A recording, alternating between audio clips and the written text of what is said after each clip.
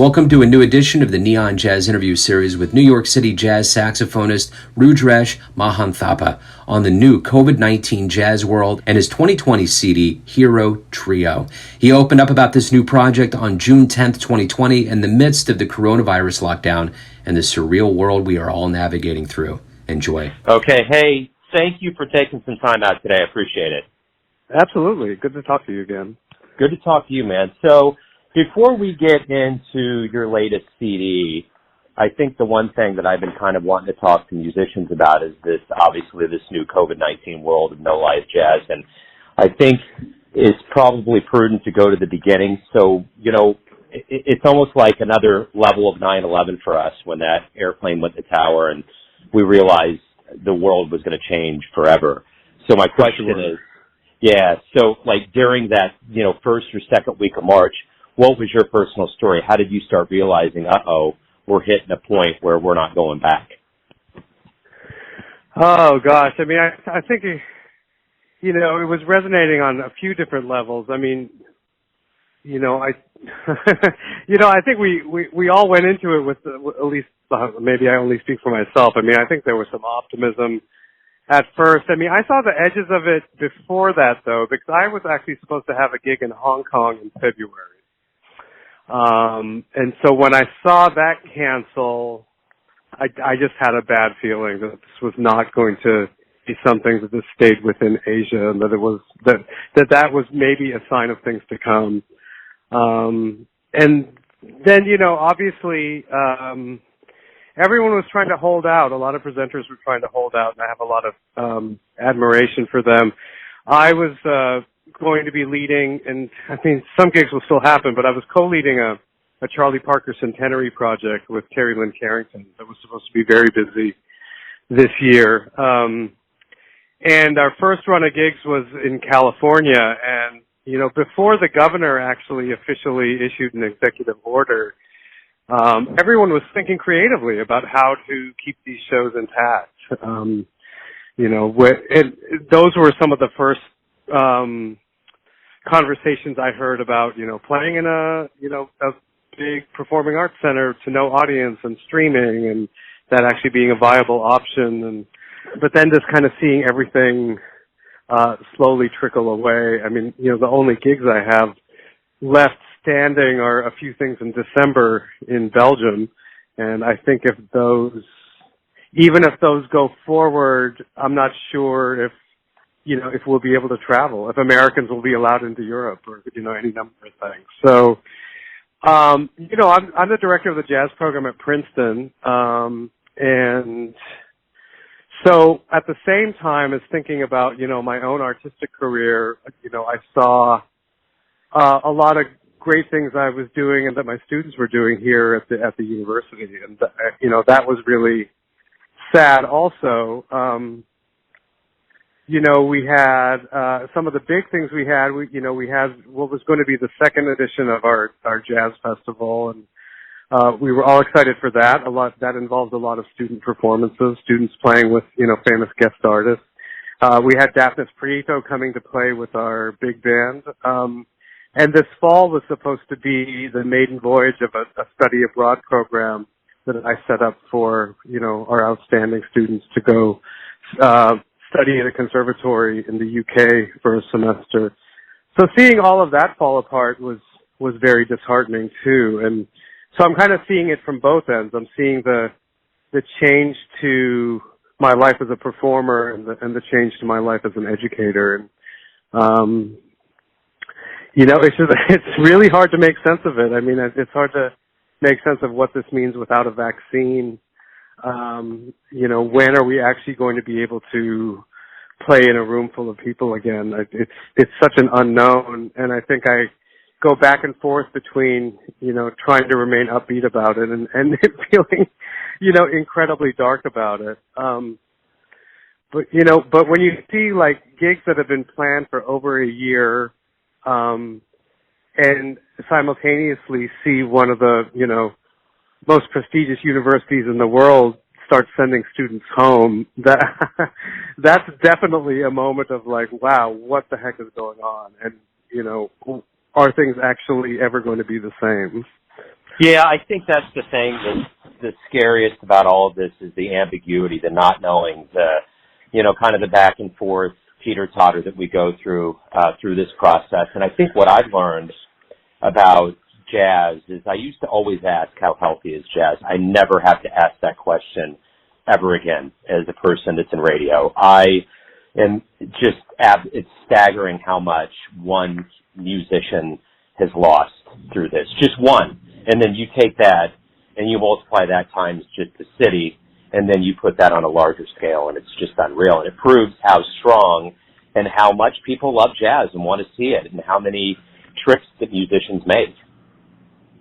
Yeah, absolutely, for sure. I mean, I think one of the things that keeps me positive is that, I think we were in a place where, we have access to a lot of music readily, right? We have Apple Music, we have Spotify. I can pull up any Coltrane bootleg for you right now, where, like 20 years ago, that was impossible. You didn't, if I had a Coltrane bootleg, it was the most valuable thing, one of the most valuable things I owned. And so I think that's all to say that in kind of a similar way, it's been really great to see how much people miss live music, and that maybe in the same way, that maybe people were taking their access to music as much for granted as they were, all the music they can access on their phone. So, my hope is that when we are back to it, that there'll actually be some greater value on live music and consequently the live musician, Yeah, absolutely. And, I think the other interesting part of this pandemic and being a jazz musician is the decision to release a album. And I personally have heard this, and I personally believe this. I think there's going to be a special place with CDs to get released during this time. You have Hero Trio, another wonderful album, another evolutionary step for you as a musician. But talk to me a little bit about this release from both a creative perspective and the fact that it's coming out during this time where people may have more latitude to listen to it, but you can't back it up live. We recorded in June. I mean, making this trio recording was kind of a long time in the making. It went through, some changes in personnel. We were talking to one label, then we were talking to another label. So, I guess there were all these kind of delays and hurdles, but I finally got it to the place I wanted with the right people and the music I wanted to record. So we were able to record in January.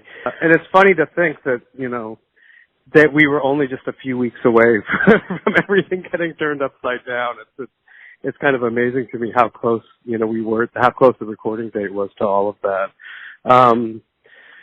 Artistically, I just feel really good at this point in my life about not recording original music and trying to breathe life into music that means a lot to me, composers that mean a lot to me, songwriters, etc. And some of it is coming from a place of, having small kids. My kids are 7.5 and almost 4. And, seeing, just trying to, I mean, it sounds cliche, like see the world through their eyes, but just watching them engage with music has always been great. And now having 2 kids, just seeing how they react differently and what they like and what they don't like. And, it's made me kind of look back at what is the music that made me happy? What is the music that really just, instigated joy, and I think a lot about the music that I saw on Sesame Street. I think, Sesame Street has some of the best musician cameos of any show. I mean, I think they have every late night show beat. I mean, you could see, you'll see Ella Fitzgerald and Stevie Wonder and, in 1 week on Sesame Street. But Stevie Wonder was on there a few times. Johnny Cash was on there multiple times. Just people that I just hold in incredibly high regard, not only as musicians and songwriters, but just as people and what they've done for their own art forms and what they've done for music in general. So it's, and then I look at other music, more the jazz-oriented stuff, Charlie Parker's Red Cross. It's not only just about these musicians, but it's about these individual songs. Charlie Parker playing Red Cross. That was like the first Bird tune I really loved and wanted to learn. Keith Jarrett, the Wind Up, that's something I remember first hearing that album and just being blown away. And a lot of it is, a lot of my emotional attachment to this music is really one of joy. It's music that just made me happy. It might be innovative, it might not be innovative. That's not really the criteria. It's just music that made me feel good. It makes me feel good to hear these songs over and over again. It makes me feel even better to play them and to try to, add some of my own musical personality to them. And so in saying that, I think that it's kind of timely to release an album that I think is really filled with mostly a lot of happiness, but a lot of good emotional content with, no hardcore political or social agenda or even necessarily like an overarching artistic agenda, like I'm working with these particular materials. And, I've done a lot of that and I might come back to it, but now was not the time to do that. So, and then just as far as releasing an album, I mean, it never even occurred to me to not release it, like to delay. I mean, people ask me like, well, can you delay the release? I was like, well, why would I delay the release? I mean, first of all, I think if you sit on something, it's hard to move forward as an artist. Like releasing an album is kind of is a way of actually moving on to the next thing. And I think many musicians will agree that if you sit on a project for too long, you feel like you can't move on to other things. So that was kind of the selfish motivation. But I think, not being able to see live shows, people are really excited to have new music. I think people's attention is a bit more focused because, they do have time. And I mean, everyone is definitely down, but not necessarily happy, but we have this mental space to actually maybe listen to music in ways that we can't when we're, busy running around with our usual schedules. I agree. That's a great insight. Even though we're in an ambiguous time, we will get to the end of this. We will perform live, and you will. I'll be in the crowd. My question is, what revelations do you hope musicians and the audience realizes about this absence of live jazz when we do return? I think it comes back again to, taking each other for granted. I think there are artists that take their audience for granted, and I think there are audiences that think that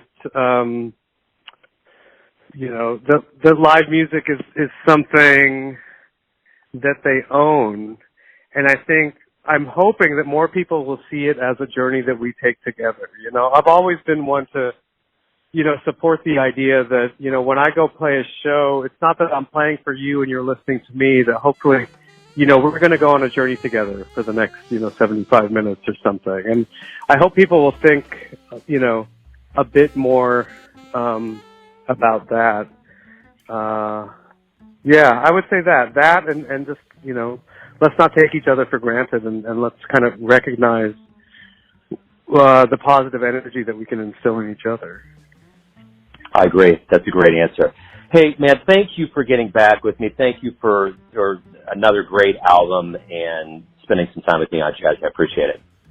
Absolutely, man. It was great to talk to you. Thanks for listening and tuning in to another Neon Jazz interview, where we give you a bit of insight into the finest players in Boston, New York City, Kansas City, and spots all over the world, giving fans all that jazz. And thanks to Rudresh for his time, stories, and all that music. If you want to hear more interviews, go to Famous Interviews with Joe Domino in the iTunes Store. Visit neonjazz at youtube.com, and for everything Neon Jazz all the time, go to the neonjazz.blogspot.com. Until next time, enjoy the jazz, my friends.